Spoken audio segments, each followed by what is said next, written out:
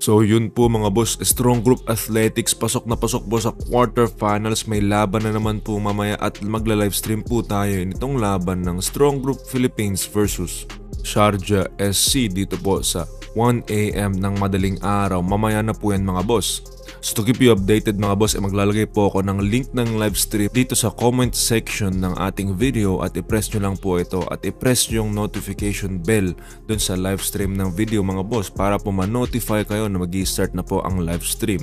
Isa pang news mga boss, Renz Abando mukhang na-scoutan na nga dito sa Dubai International Basketball Championship. Mukhang maglalaro na nga po sa Korea or either Japan this year. Please like and share this video kung may enjoy nyo ang video and subscribe sa ating channel. Press nyo na rin ang notification bell down below. So yun nga po mga boss, Strong Group Athletics pasok na pasok po dito sa quarterfinals, sweeping the group stage with 4-0 standing dito nga sa Group A mga boss. So malalakas nga po ang mga team na nakalaban ng SGA, pero mas malakas po ang team na makalaban ng SGA dito sa quarterfinals dahil ito po ang top teams galing ng Group B. At kung nakita nyo nga boss, ang lahat ng livestream kasama na dyan ang Zamboanga Valientes games ay tinambakan lang po ang Zamboanga Valientes at nagkaroon nga po sila ng 0-4 dito standing sa Group B stage mga boss. Maganda nga po ang performance na pinakita ng SGA dito sa first 4 games nila sa group stage at nandito na nga po tayo sa knockout stage mga boss. Ang problema nga lang mga boss ay sa knockout stage, kahit matalo lang tayo ng isang beses ay tanggal na po tayo sa buong tournament at wala po itong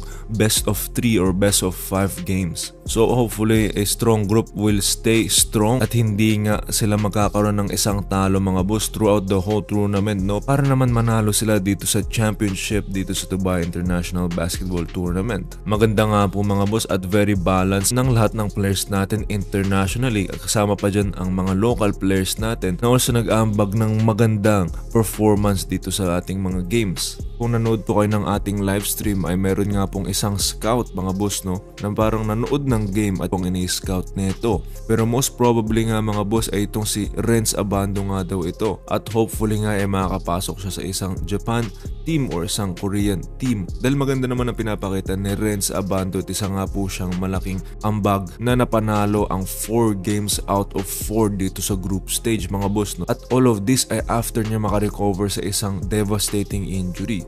So paalala lang po natin mga boss na meron po tayong live stream mamaya 1 AM po yan Philippines time. Mamaya na po yan mga boss, madaling araw. Strong Group Philippines versus Sharjah SC po ang magiging laban natin. So notification bell mga boss, pindutin nyo po yan dyan sa live stream para ma-notify po kayo na mag-i-start na ang ating live stream.